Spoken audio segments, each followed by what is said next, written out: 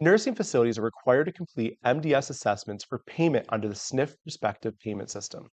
These assessments are used to assess the clinical conditions of residents who are actively utilizing their Medicare Part A benefit to determine a payment rate for their skilled stay. In addition to Medicare Part A, many Medicare replacement plans also require the completion of these assessments as a condition of payment. An MDS coordinator must understand the requirements surrounding these assessments to ensure that their facilities are receiving accurate reimbursement and remain in compliance with the Medicare program. If you're a new MDS coordinator or you're looking to become one, stick around because in this video, I will cover everything you need to know to begin scheduling PPS assessments.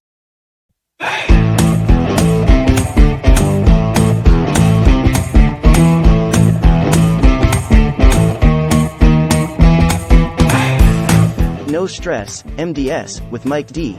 Taking the stress out of MDS, one puzzle piece at a time.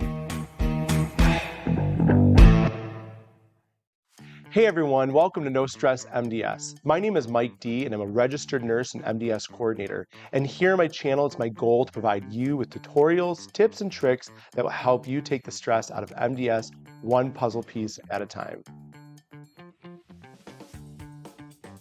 When discussing the different types of MDS assessments, there are two categories that MDS assessments fall into. You have your OBRA-required assessments, and then you have your PPS assessments. The OBRA-required assessments are the MDS assessments that must be completed on all residents residing in your nursing home, regardless of payer type. If you're interested in learning more about the OBRA-required assessments, please make sure to check out my video, OBRA Assessment Scheduling. I will leave a link in the description box below. Now, PPS assessments are completed for residents who are utilizing their Medicare Part A benefit.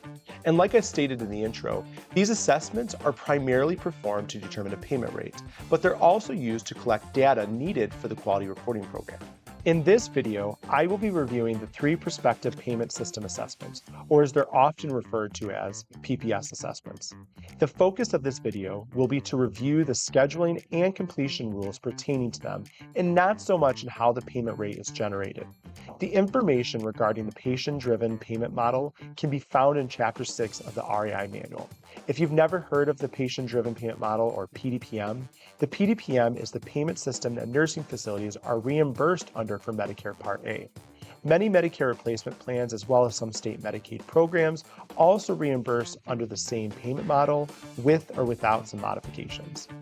In this chapter, you will find all that you need to know regarding how the MDS is used to calculate the various case mix groups, which is used to determine the payment rates. I will leave a link in my description box to the RAI Manual, as well as a link to the CMS website that contains information about the patient-driven payment model. But for the purposes of this video, just remember, in addition to knowing how and when to schedule the PPS assessments, an MDS coordinator must be familiarized with and have an understanding of the patient-driven payment model in order to best schedule their PPS assessments. Under the SNF prospective payment system, there are only two required assessments that must be completed and one optional assessment. The first required assessment is the Medicare PPS 5-day assessment. The 5-day assessment is required to be completed in order to establish the payment rate for a resident's Medicare Part A stay. This rate will cover the entire Medicare stay unless an interim payment assessment is completed sometime after completing the 5-day. It is the first PPS assessment completed for a resident utilizing their Medicare Part A benefit. The ARD, or the assessment reference date for this assessment, must be set between days 1 through 8 of the Medicare Part A stay. So let's look at an example. Let's say that Ms. Smith admits to your center following a 3-day hospitalization for pneumonia. She admits to your center on March 10th of 2024 utilizing her Medicare Part A benefit. According to the utilization guidelines, we have to schedule and physically set the assessment reference date sometime between days 1 through 8 of her Medicare Part A stay. In this scenario, the first day of her Part A stay is the date she admits, therefore making the last day within her 5-day window, March 17th, 2024. The facility will need to set the ARD for one of the 8 days within this window in order to be in compliance with the scheduling requirements for this assessment. Now, facilities are then required to complete the PPS 5-day assessment no later than 14 days after the ARD. So if we scheduled Ms. Smith's PPS 5-day assessment on day 5, which would have been March 14th of 2024, we would be required to complete the assessment no later than March 28th, which is 14 days after the ARD. MDS coordinators can complete a standalone 5-day assessment, or in situations where another MDS assessment is required during the same time frame and the two scheduling windows overlap, coordinators can choose to combine the two assessments as long as the utilization guidelines permit it. Which in most situations, we're allowed to combine the PPS 5-day with other required assessments. You can learn more about which assessments we're allowed and not allowed to combine in the RAI Manual. The information can currently be found in Chapter 2, pages 48 through 51. The RAI Manual also provides a detailed chart with all of the permitted assessment combinations. Just remember, if you combine 2 or more MDS assessments, the most stringent scheduling and completion guidelines must be followed. Going back to Ms. Smith, if she was a new admit to our nursing facility, we would also be required to complete an OBRA admission assessment. The admission assessment scheduling window would overlap with the 5-day window, as we're required to schedule an OBRA admission within the first 14 days of a resident stay. So in this scenario, since the guidelines allow us to combine, it may be in our best interest to combine the two assessments on, let's say, day 5 again. Now, if we choose to combine her 5-day with an admission assessment, the completion time frame would default to the most stringent of the two, which in this case would be her admission assessment, meaning that instead of the assessment completion window being 14 days after the ARD, it would need to be completed no later than day 14 from the admission date, which is the completion window of the OBRA admission MDS.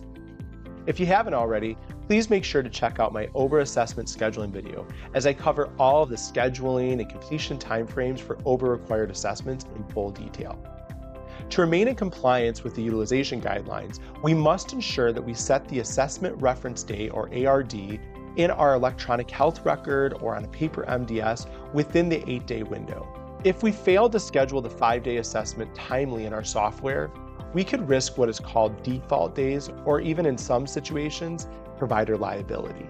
Default days is a term referred to the number of days that the facility is only permitted to bill at the default rate due to noncompliance with the PPS guidelines. The default rate is the lowest possible per diem rate. Now, provider liability refers to the facility not being able to bill for a day or days due to noncompliance. This literally means no reimbursement for your facility for that period of time. So let's take a look at an example of what it means to not schedule the ARD timely within your software. Going back to Ms. Smith, if we failed to schedule the assessment for her PPS 5-day by the 17th, which is day 8 in the scenario, and let's say on the 19th, which would be day 10 in her Medicare stay, we realized that the assessment was never scheduled in our software. According to the guidelines, we would need to then schedule the 5-day ARD on the date of the discovery of the late assessment and bill the number of days out of compliance at the federal default rate. You can find all the information about noncompliance and other factors or situations that could impact PPS scheduling in the RAI Manual in Chapter 2 on pages 52 through 54. Reading through this section is a must before you begin scheduling PPS assessments. Comment below if you'd be interested in a video that covers issues related to noncompliance at length. The next required PPS assessment is the Part A PPS discharge assessment. This assessment is required to be scheduled and completed at the end of the Medicare Part A stay. The only time it is not required to be completed is if the resident dies during the Medicare stay. Unlike the Medicare 5-day, which is primarily completed for the purposes of establishing a payment rate, the purpose of the Part A PPS discharge assessment is to collect data elements that are used to calculate current and future SNF quality reporting program quality measures. As a new MDS coordinator, you will want to familiarize yourself with the SNF quality reporting program. I will leave a link to the CMS website where you can find all of the information regarding the IMPACT Act and the SNF Quality Reporting Program. Also, please make sure to subscribe to my channel, as I plan on creating a video in the near future which will cover all that you need to know about the SNF QRP. When a resident ends their Medicare Part A stay and remains in the facility beyond their last cover day, we are required to schedule and complete a standalone Part A PPS discharge assessment. The ARD for this assessment would be scheduled for the last covered day. For example, if Ms. Smith ends her Medicare stay on April 1st of 2024, meaning this is the last day that Medicare will pay for, and she plans to remain in the facility as a private pay long-term care resident, we would need to schedule and set the ARD for the Part A PPS discharge assessment on April 1st, 2024. Now, in situations when the resident discharges on or 1 day following their end date of their Medicare stay, we are required to not only complete a Part A PPS discharge assessment, but it must be combined with an OBRA discharge assessment unless it is an instance of an interrupted stay. We will talk about interrupted stays and their impact on the SNF PPS schedule in full detail in just a bit. The Part A PPS discharge assessment must be completed no later than 14 days after the end date of the Medicare stay. The interrupted stay policy was introduced to the SNF PPS at the implementation of the patient-driven payment model. Because the PDPM uses what is called a variable per diem rate that adjusts the per diem payment rate across the length of the resident's stay, CMS had introduced this policy hoping that it would prevent facilities from discharging and readmitting residents to reset the variable per diem adjustment schedule, which provides higher payments at the beginning of the stay with payments trending lower as the stay continues. Now, an interrupted stay occurs when a resident is discharged from a Medicare Part A covered stay and then subsequently resumes SNF care in the same SNF for a Medicare Part A covered stay during the interruption window. The interruption window is a 3-day period starting with the calendar day of a Part A discharge and including the 2 immediately following calendar days. So if a resident in a Medicare Part A stay is discharged from Part A, the resident must resume Part A services or return to the same SNF, if physically discharged, to resume Part A services by 11:59 p.m. at the end of the 3rd calendar day after the Part A covered stay ended. Essentially, it's 3 midnights with the discharge date included. If these conditions are met, the subsequent stay is then considered a continuation of the previous Medicare Part A stay for the purposes of both the variable per diem schedule and PPS assessment completion. So let's go over a few examples of what this looks like and how it's going to impact your PPS schedule. Let's say Ms. Smith is discharged from Medicare Part A on April 1st, 2024, and remains at the facility for long-term care services. Maybe she begins to have mental status changes and becomes symptomatic for the pneumonia which was treated previously during her Part A stay, and therefore resumes Part A skilled care again on April 3rd, 2024. This would be considered an interrupted stay. In this situation, no Part A PPS discharge is completed, neither is a new 5-day required when Part A resumes. Now let's say instead Ms. Smith was discharged from Part A and physically leaves the facility. Maybe she was discharged to the hospital for a UTI and dehydration, but returns to the facility within 3 days. This also would be considered an interrupted stay, and in this situation, only an OBRA discharge is required and not a Part A PPS discharge assessment. An entry tracking record would also be required upon re-entry, but a 5-day would not be required. It would also be in the facility's best interest to determine if an interim payment assessment would be appropriate in case the resident received or is receiving any new extensive services or diagnosed with a new condition which may increase the overall payment rate. This leads us to our last PPS assessment, the interim payment assessment, or IPA. The interim payment assessment is an optional assessment, and it's completed by facilities in situations where there's a change in the resident's status that could impact the overall Medicare rate. Because the IPA is considered to be an optional assessment, facilities typically will only complete one if it is financially advantageous for them to do so. The ARD may be set for any day in the Medicare PPS stay beyond the ARD of the 5-day assessment. There is no limit to the amount of IPAs that can be completed for a resident. However, the IPA should be scheduled on a date which allows the facility with enough time to complete the necessary scripted interviews and collect the data needed to complete the sections of the MDS. Once completed, the IPA authorizes payment for the remainder of the PPS stay beginning on the date of the ARD, unless of course a subsequent IPA is performed. These assessments must be completed no later than 14 days after the ARD, and they are one of the few assessments that are required to be standalone. In other words, we're not permitted to combine the IPA with any other MDS. To fully grasp the importance of the IPA and when to best schedule these assessments, again, the MDS coordinator must have an understanding of the PDPM and how the various services and conditions captured on the MDS impact the overall Medicare rate. Reading Chapter 6 of the RAI Manual, as well as checking out the CMS link in the description box below, would be a good starting point to begin understanding the patient-driven payment model. Comment below if you'd be interested in a video that covers all of my top tips for managing PDPM and IPA oversight. Now, Medicare replacement plans, also known as Medicare Part C or Managed Medicare, often require nursing facilities to also complete PPS assessments as a condition of payment. Primarily the 5-day assessment, but they may also accept interim payment assessments when appropriate.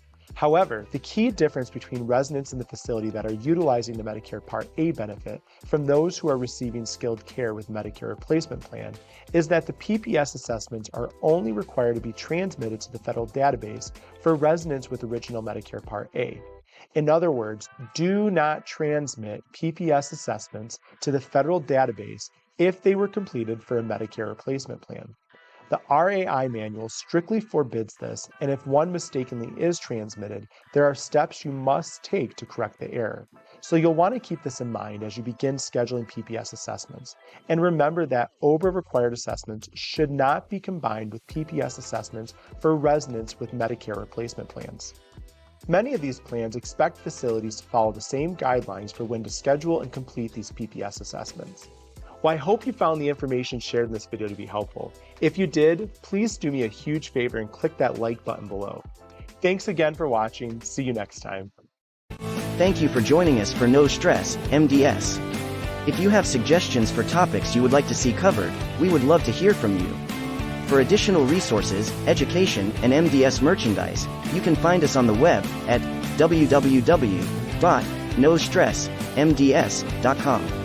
Until next time, remember, you can take the stress out of MDS by putting the puzzle together, one piece at a time.